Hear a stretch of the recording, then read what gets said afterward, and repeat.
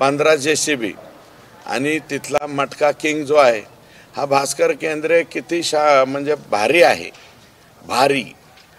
ते तुम्हाला 15 वर्ष झालं तो परळी तालुक्यातच राहतो. कसं काय राहतो तो? कशासाठी राहतो तो? करुणा मुंडेच्या ह्याच्यात हे टाकणारा हाच भास्कर केंद्रे. भास्कर केंद्रे आणि बऱ्याच लफड्यात आहे. भास्कर केंद्रेला म्हणा तू लय पुढचं सांगू नको. मागचं जे बऱ्याचशा प्रकरणात भास्कर केंद्रेचं नाव माझ्याकडे आलंय. खोट्या नोटामध्ये सुद्धा भास्कर केंद्रे आहे. ते काय सांगायला, खोट्या नोटा सुद्धा परळीमध्ये, पुणे तिथे काय उन्हे तसं परळी तिथे काहीच कमी नाही आहे. सगळे जे मागं फार डेंजर प्रकरण झालं ना, ते डॉक्टर मुंडेंचं ते गर्भाचे लचके कुत्र्याला टाकायचे, त्याच्यात कोण होतं? भास्कर केंद्रेच होता. तपास अधिकारी हे ते. अरे गर्भपात केलेले, गर्भपात कुत्र्याला खाऊ घालण्यापर्यंत हिंमत गेलते का नाही? PCPNDTचे ॲक्ट नंतर दाखल झाले. अगोदर डॉक्टर मुंडेला जन्मठेप झाले का नाही? मग त्या प्रकरणाचा तपास करण्याला त्यात सस्पेंड झालेला भास्कर केंद्रेचे ना. भास्कर केंद्रे काय संत तुकाराम आहे काय?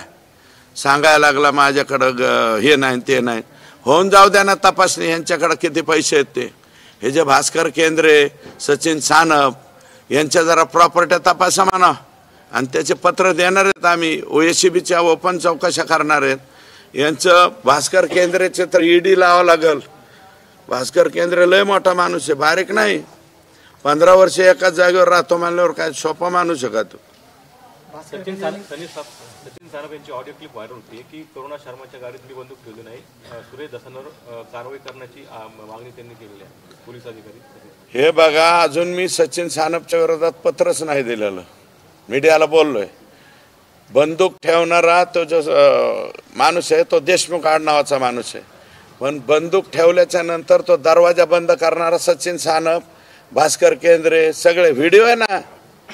व्हिडिओ तोंडामध्ये असं नाही का रुमाल धरलेले, असं हे टाकलं की रुमाल काढते, तेच आहेत हे. बाकीच्या पोलिसी व्याशात नाहीत हे, बिगर ह्याच्यात.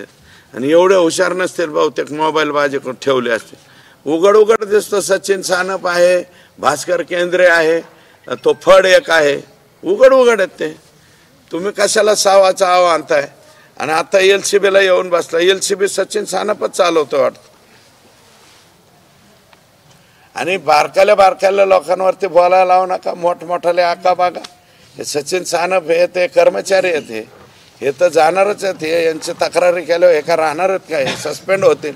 आणि माझं म्हणणं आहे, इतक्या दुष्कृत्य करणारे जर पोलीसमध्ये लोक असतील तर यांनी पोलीस पद सोडून यांनी टोळ्या वगैरे कराव्यात, किंवा गँग्स ऑफ काय म्हणतात ते, वशेपूर म्हणतो ना, मीच मानलेलो आहे वाशेपूर का वशेपूर, तसे गँग तयार कराव्यात आणि आपलं काम बघावं.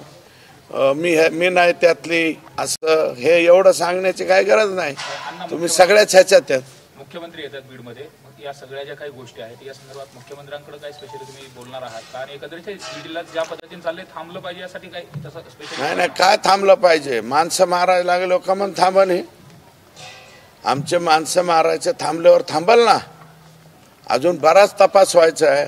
अजून बरेच आरोपी पकडायचे, बऱ्याच लोकांवरती मोके व्हायचे. वाळूवाले राहिलेत, अजून राखेवाले.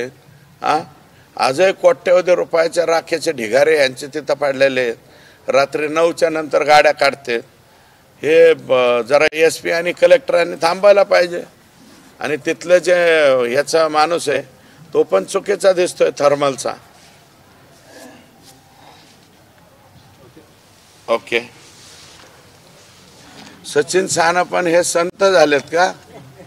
भास्कर केंद्रे एखादा गड करा म्हणा, तिथं बसा तुम्ही, आम्ही येऊ दर्शनाला, जनता. चला.